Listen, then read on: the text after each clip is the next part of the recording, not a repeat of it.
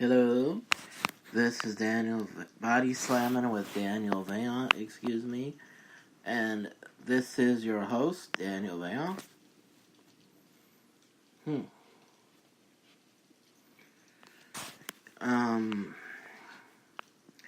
I'll just be completely honest with you.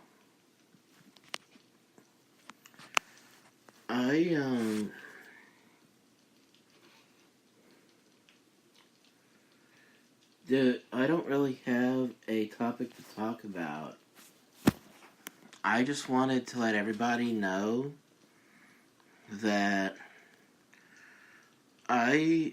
since starting my new Patreon video, then, excuse me, I'm going to select special series, not special series, but WWE Network shows. Like, I believe the best series I could talk about would be Table for Three, because people are sitting down and eating and sharing stories, and sometimes I think that is more interesting than Ride Along, because you wonder sometimes, or I wonder sometimes, what people eat in that, not just in that business, but also in sports, because they have to diet a lot of times. And I remember my brother told me 15 years ago, I don't really remember being mad at my brother, but I remember being surprised at what he was telling me, because I did not think he knew enough about wrestling to have an opinion like that. And I didn't know any of it, so I was really surprised. He told me when I was 14, if you would try to do this, you wouldn't make it. And he didn't mean the physical pain. He didn't mean the ability to execute a maneuver. He meant the dieting. And as I got older, even after finding out that I couldn't train to do it, not because of the money, but because of missing a kidney, I even to this day, I look back at that and I'm like, yeah, he was right.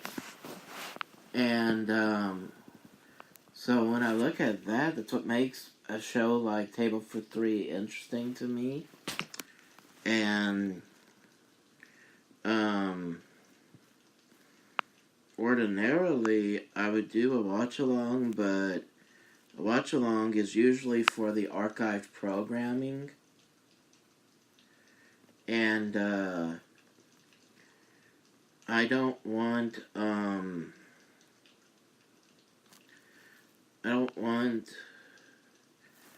to change that, so instead of doing a ride along, I'm going to write down some of the stories that I heard of. And I can actually mention one story right now that was really interesting. I would watch the first story they put out for the ratings war, the Monday Night War with Bischoff's picture representing WCW and Vince McMahon's picture representing WWE. And I remember in this extra, Jim Cornette, who was still working for them in the back. And then I found out that his main duty at the time was promoting or booking their developmental show, OVW. So that was his main duty when he was filming this DVD for them. And after they finished the story, they had filmed an extra with him, and he said in the extra that Bite This was a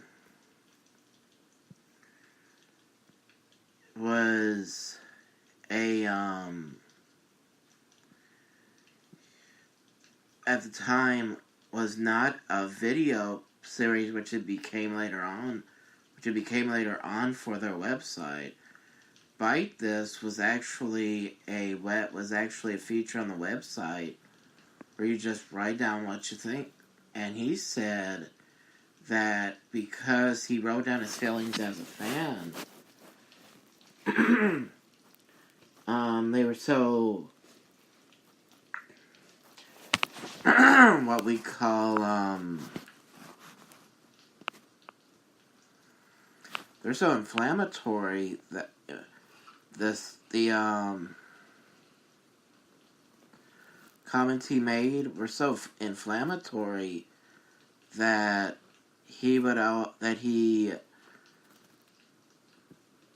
said that somebody in the company, he didn't give any names, but whoever it was that was in charge, probably Vince, it was probably Vince who thought it was a good idea to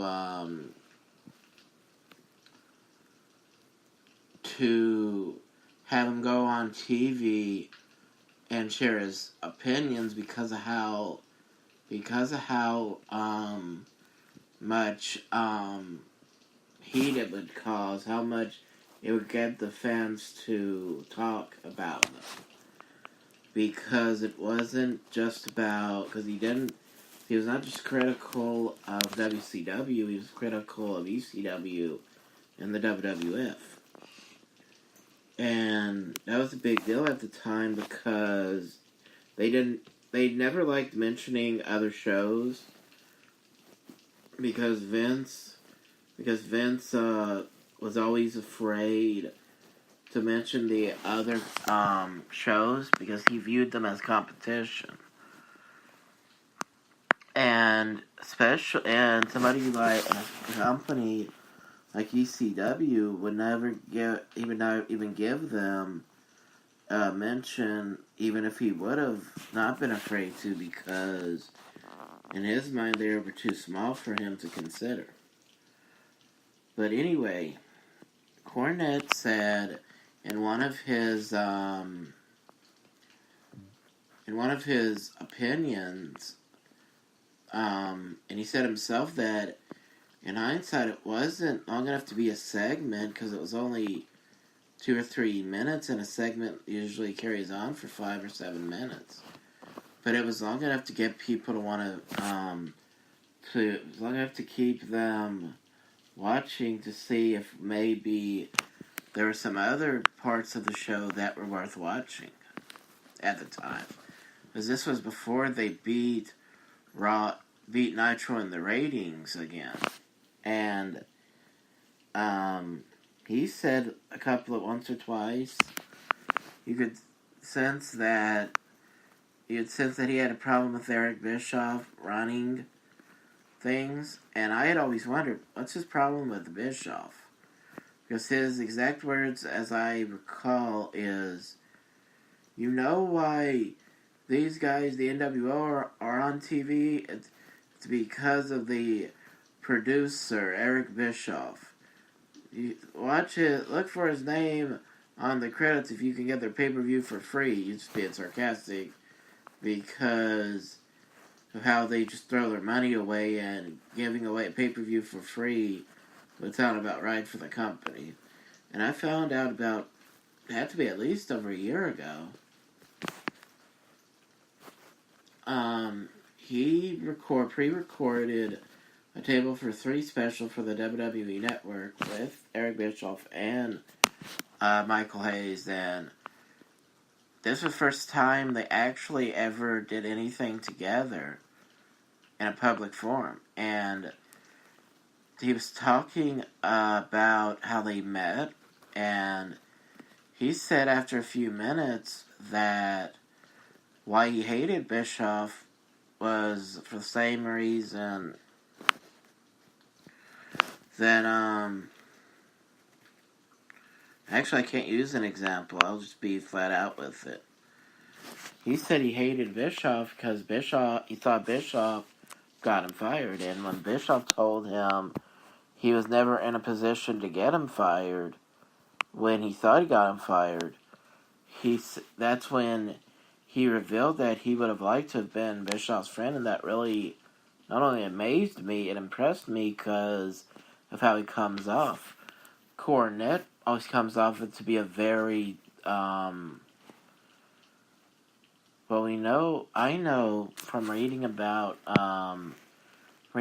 about your birth sign, I know that he can be not only hypercritical the way we see him, not just in his character but in real life. He can be that way, but he has a tendency of coming off very self-righteous, and not really and also on top of that being very dismissive. So that was why that was amazing to me, that he would have liked to have been his friend when he comes off like he wouldn't give anybody a chance once they offend him. So that's just one reason of watching a show like that. The other reasons would be, okay, not just Table for Three, but there are several episodes of WWE 24. Some of them are about a superstar. Some of them are about a show. Like, they did a couple of WWE 24 specials on WrestleMania, like the WrestleMania that Sting going against Triple H. They did one, another WrestleMania when I believe Charlotte became the first ever women's champion of Raw.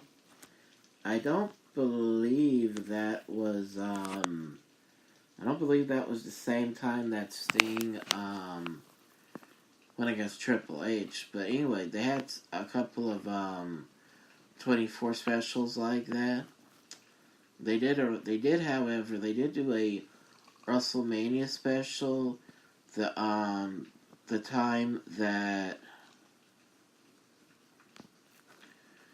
they did a WrestleMania special at the time that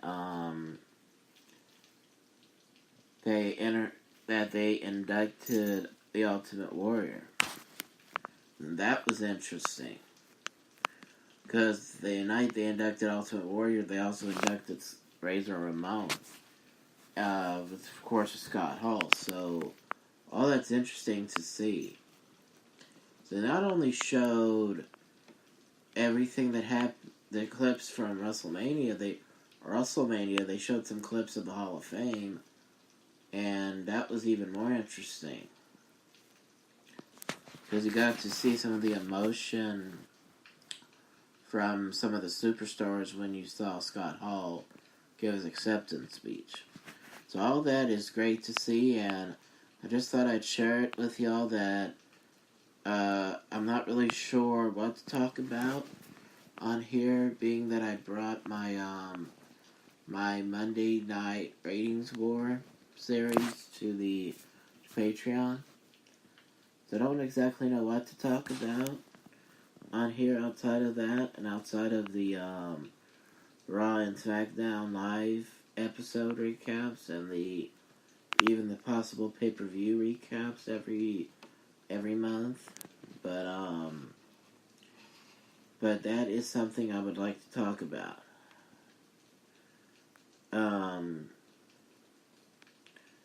And I have recorded on here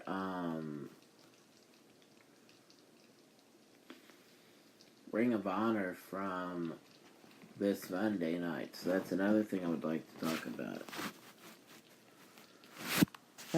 I just saw something. I think I can read this without losing the recording reception. So I'll hit it just to see. there's a pop-up event for NWA, and they announced 2 title matches.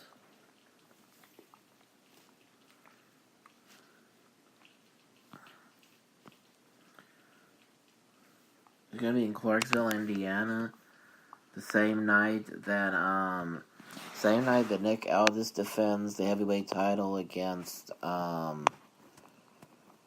James Storm. They will also have former WWE Women's Superstar Jazz defending the NWA Women's Championship. The first national champion of the NWA, Willie Mack, defending it also, so that's going to be great. Now let's see. Allie from TNA from Impact Wrestling will challenge Jazz. Somebody who's named Matt Cross will challenge Willie Mack for the national championship.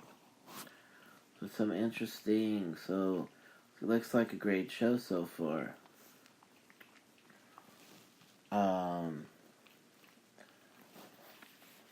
Tomorrow is Ring of Honor's newest pay-per-view. And I really forget the name, but I think it's Death Before Dishonor. And for some people who might think that it's a terrible slogan, that's actually not as bad as you might think. By the way, they had a bunch of holiday ornaments or Christmas ornaments or Christmas decorations all around, gift bags and a tree and everything with Jay Lethal promoting something. I gotta air that.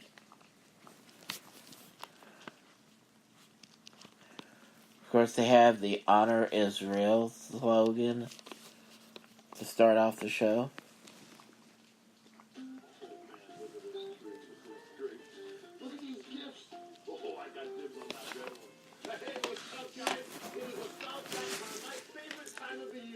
I'm not talking about Christmas, but I love Christmas too. I'm talking about the annual Christmas Pride 10-man tag. Now listen up close. The 2 team captains are myself, Matt Taven. And we're both going to open up presents to determine who our partners are.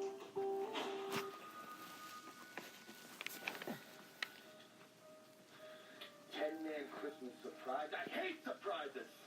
And unless in every single one of these presents, it's Vinny and TK, I don't want to open up a single one. I don't want to be teamed with a single Melvin here. I have all the presents that I need. The only present I've ever wanted is right here on my shoulder. I hate Christmas.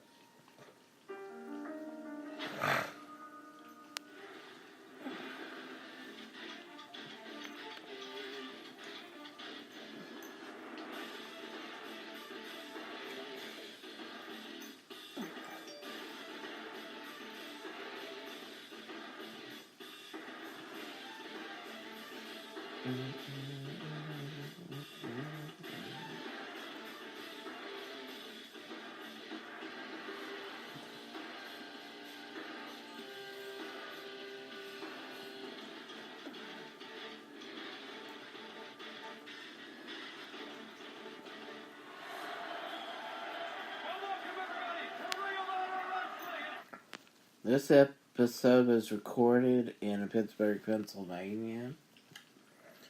And the greatest thing about